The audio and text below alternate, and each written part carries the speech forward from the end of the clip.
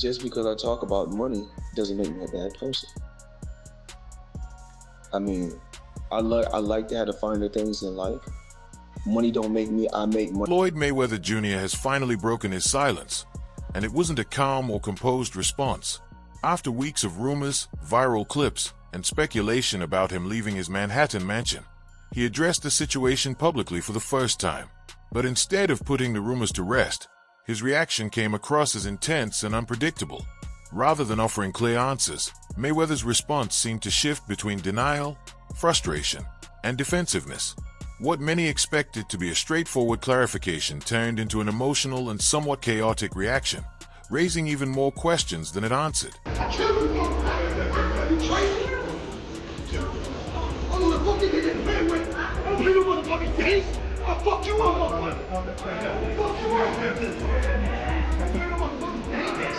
This is the same Floyd Mayweather Jr. who once claimed he could never go broke because his money works for him even while he sleeps.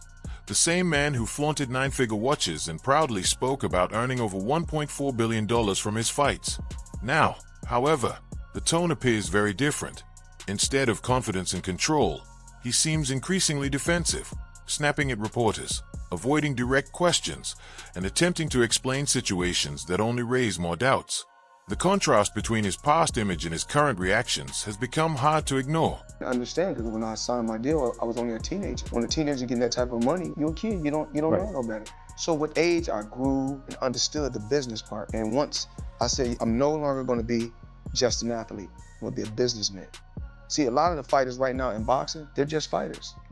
I'm a business. So let's start with Floyd Mayweather Jr.'s own words. After TMZ caught him leaving his mansion with a team of movers and a noticeably quiet entourage, a reporter shouted, "Floyd, is it true you're broke?" Clearly irritated, jaw tight, eyes locked, he turned back and fired off. "Broke? Me? Man, you all are crazy. I got assets. I got buildings. I got watches worth more than your house." And honestly, that response right there captures the entire issue. I sit here with sadness today to report to you that I'm incredibly disappointed in one of my all-time favorite fighters, my brother, Floyd Money Mayweather. Everybody doesn't deserve to be in your space. I know you like to make money.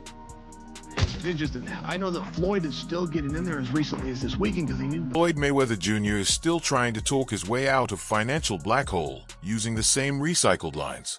But behind the scenes, the story looks very different.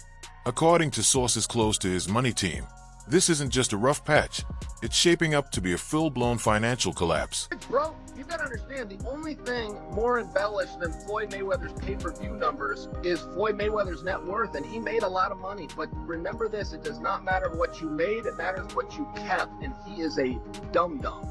I believe that Floyd Mayweather has gone completely broke. And not just broke, but millions and millions of dollars in debt. And I know it sounds crazy to some of you out there, but trust me, I've legit Lavish lifestyle. It may be coming to an end. The private jets are reportedly grounded, and that $42 million Manhattan real estate power move is now under investigation.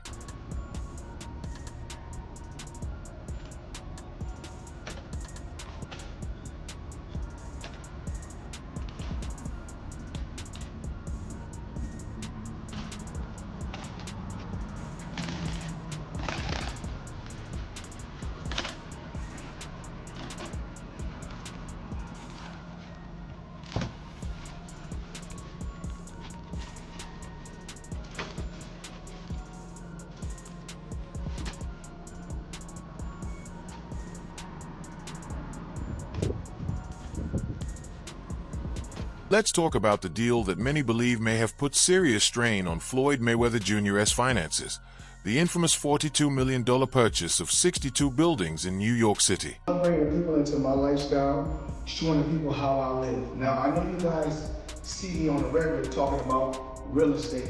Well, lately, I purchased 62 apartment buildings in New York City. He claimed the buildings would generate millions in monthly rental income and insisted this was only the beginning of a much bigger real estate expansion.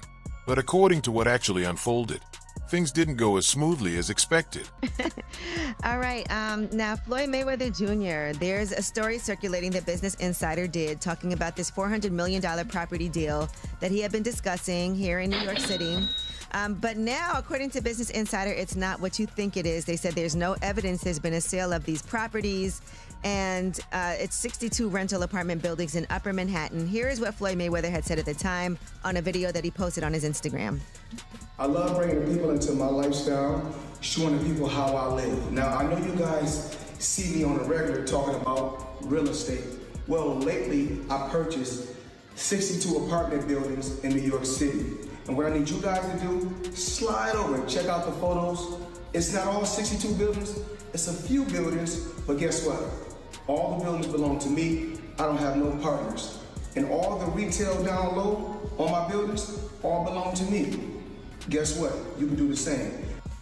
All right. Well, now we're trying to figure out what happened, right, with Business Insider. So according to another update, he did ink a $402 million deal for a Black Spruce portfolio. When he said that it was all his and no one invested, he meant no one was funding his part of the investment but him.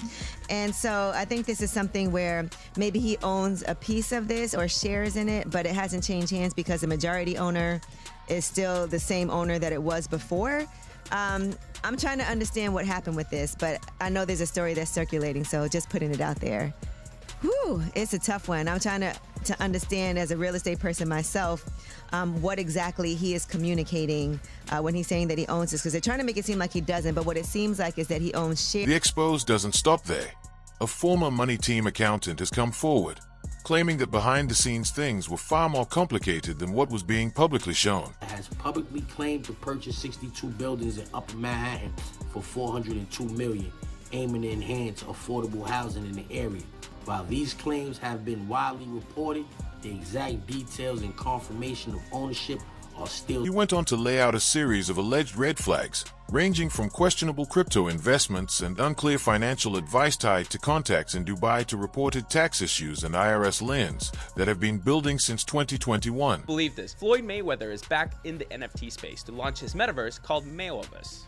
There will be 5,000 NFTs with different utility, rarity levels, and rewards, but this NFT project is after a series of NFT and crypto scams he's started and promoted throughout the years. Some abandoned projects are Centra ICO, Ethereum Max, Floyd NFT, Bored Bunny, scamming his supporters for over more than $5 million. What do you think? It turns out those spreadsheets were actually accurate. In 2023 alone, Floyd reportedly lost $94 million in a failed Dubai real estate coin investment. When you add luxury taxes, private jet expenses, legal battles, and exhibition fight costs, that billion-dollar empire suddenly doesn't look as solid as it once did. Tank also made claims suggesting that Floyd was being held in Dubai over alleged debts owed to high-profile individuals there. This is true, but Floyd Mayweather supposedly is held hostage in Dubai. Vontae Davis suggested this, who I believe is signed under Floyd Mayweather. Then Floyd responded back of posting a video of Tank dancing on his IG, saying, "We always knew he had sugar in the tank." Like, actually, that's insane posting this online. I'm not even kidding. And then Tank went on his IG story to say this. Yo, them people over in Dubai that money. Tell them get online right now. And you old people in Saudi Arabia. And Floyd responded back saying he should fight Shakur instead. I have no clue what is going on with this beef, but they're basically saying that Floyd Mayweather is broke and owes people money and he's hiding in Dubai. I'm actually speechless if any of that is remotely true, but I kind of can see that coming. I don't know if you guys remember this, but Logan Paul and Jake Paul like 2 years ago said that Floyd is actually broke. And it low-key might be true, but we'll see what happens. After days of chaos, Floyd Mayweather finally agreed to sit down for a real interview, and it did not go well. Let's talk about the rates that we're doing. We're doing 4 million. We're doing 5 million. So we don't have to talk about that. Yeah, boxing rates. Great. That's fair. No, boxing rates. I think you guys rate. I'm not fair. denying that. I'm just saying. You guys are not going to take nothing away from us. I'm not trying to. I'm not trying to. We have you on, and we're happy to have you on, and we're happy to talk. He appeared on ESPN to speak with none other than Stephen A. Smith, likely hoping to shift the narrative in his favor. However, Stephen A. came fully prepared with evidence. What followed turned into one of the most awkward and uncomfortable interviews of Floyd's entire career. Going hard about this. over the last few hours because I had no intentions, Wally, of talking about this at all. Clearly took exception to some of the things that he heard me say, and he confronted me about it. Not only that, but Smith didn't hold back and even referred to Floyd as broke. That's a bold move, considering he was calling out someone who built his reputation knocking opponents out in the ring. Stephen A. didn't stop there either. He later appeared on Jake Paul's podcast, someone Floyd clearly doesn't get along with, and shared his thoughts on Money Mayweather. From Smith's point of view, it made sense to question Floyd's situation. Remember, even after touring Floyd's mansion, he had already suspected that such an extreme luxury lifestyle didn't fully add up for a boxer. In reality, this controversy didn't begin with real estate. It traces back to early signs of financial pressure, along with names like Logan Paul that many fans still remember. Mayweather, you punch-drunk idiot. Read my lips. Oh, wait, you can't. Where's my money, bitch? Floyd never paid me for our fight. Who am I, the IRS? You can't dodge taxes like you do punches, dummy. Floyd, how can you call yourself the— After their 2021 exhibition bout, Logan Paul publicly claimed that Floyd owed him millions. He even went as far as filing a lawsuit against Mayweather's team over allegedly unpaid fight earnings. A lot of people always bring up the fighter pay with the UFC, but isn't Logan complaining right now that he didn't get his checks from Floyd? Is that like a boxing issue versus you don't boxing thing? You don't ever hear that coming out. To this day, you hear a guy right going, I want to make $30 million, I didn't get paid enough. You don't ever hear guys going, yeah, they didn't pay me yet, ever. Is that like a boxing issue? Well, here's what happens when you go in and you do these fights, and you make them. And Hunter, correct me if I'm wrong. You do these fights that are exhibitions or whatever. The commission isn't overseeing it. So let's say I did a fight with Mike. I got Mike fighting, Francis or something. The athletic commission gets the money up front, so they pay the fighters. They don't have to wait for. That was the big problem in the past, is that these boxing promoters would come in and they wouldn't make as much money as they thought they were going to do, so they would stiff the fighters and not pay the guys. And that's why these— Not forget Floyd's widely criticized run of exhibition fights that drew a lot of attention and controversy. Floyd Mayweather fought another exhibition against Gotti last Saturday. A real show that left the crowd booing in the arena at the end. But in the middle of the second round, Floyd literally had the referee swapped out. He didn't like that the referee told him to stop hitting behind the head. Floyd is used to having the refs do whatever he wants, and he wasn't getting his way this time. It was so embarrassing. Floyd, you're 50 years old. You're a legend in the sport. I've stood up for you in countless interviews, including Shannon Sharp's podcast last week. But you have to stop embarrassing yourself with these exhibitions. I know life is hard. I know life is expensive. But come on, dude, put your legacy first. Nobody wants to remember you like this. And it gets worse. Your jeweler filed a lawsuit against you in Miami.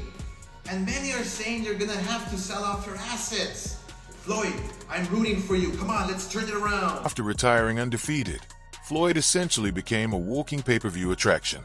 But instead of competing against top-level professional fighters, he began taking exhibition bouts against YouTubers, influencers, and reality TV personalities.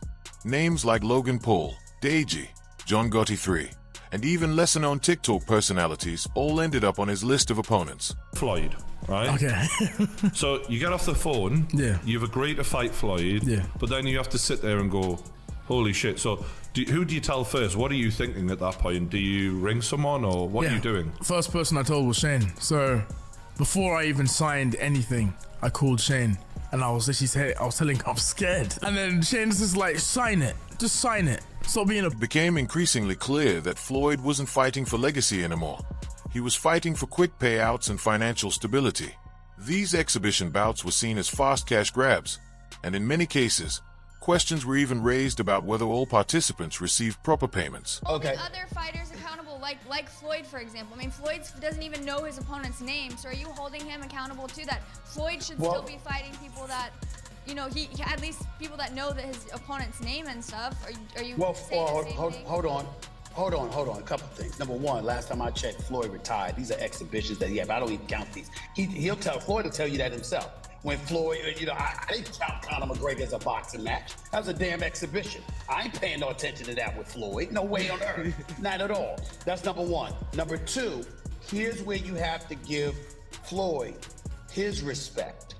He's a pioneer from the standpoint of his willingness to buy himself out of the contract with Top Rank, free himself up, and not be a prisoner to the promoter. So albeit in a different kind of fashion that Jake is doing it to some degree, Floyd's a pioneer in that regard. And the kind of thing that Jake is taking to another level, Floyd initiated.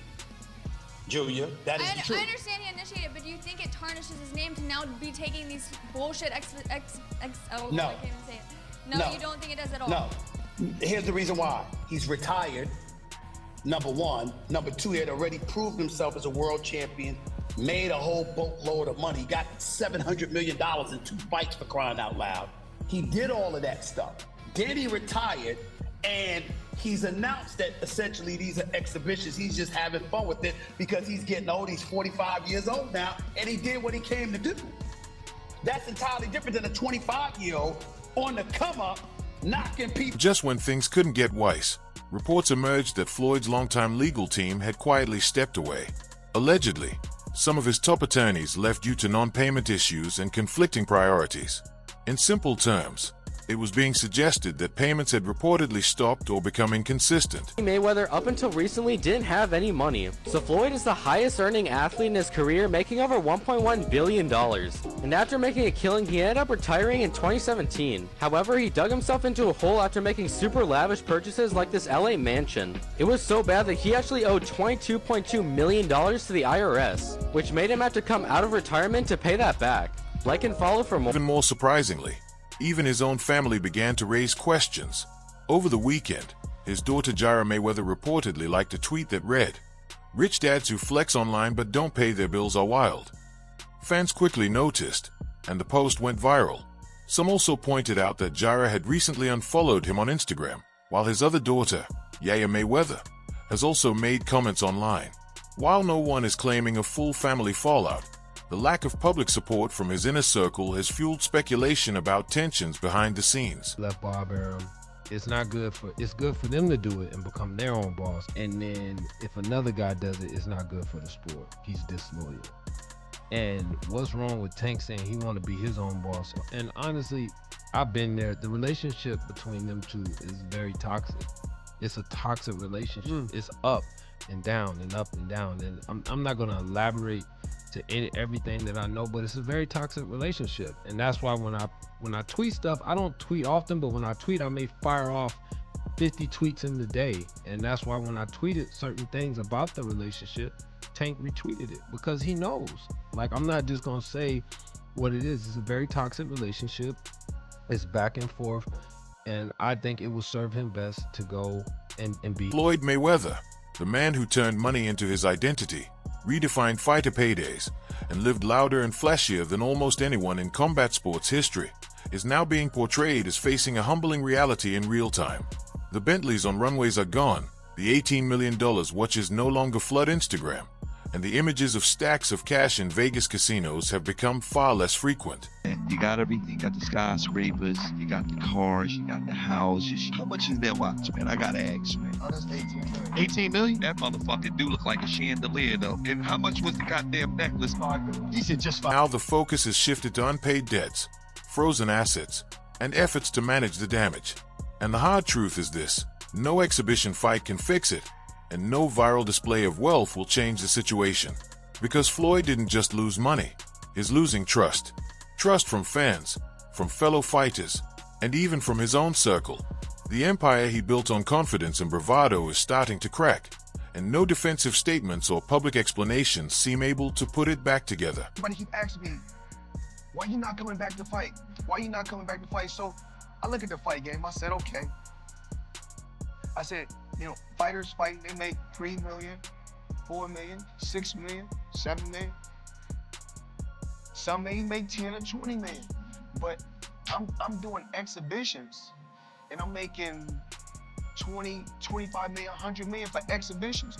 So why would I come back and fight and get a guaranteed 35 million when I'm doing exhibitions and getting 100? So that's everything for today's video. If you enjoyed it, make sure to leave a like, subscribe, and hit the bell icon so you never miss any of our upcoming content. Also, don't forget to drop your thoughts in the comment section. We'd love to hear from you. Stay tuned. and we'll see you in the next video.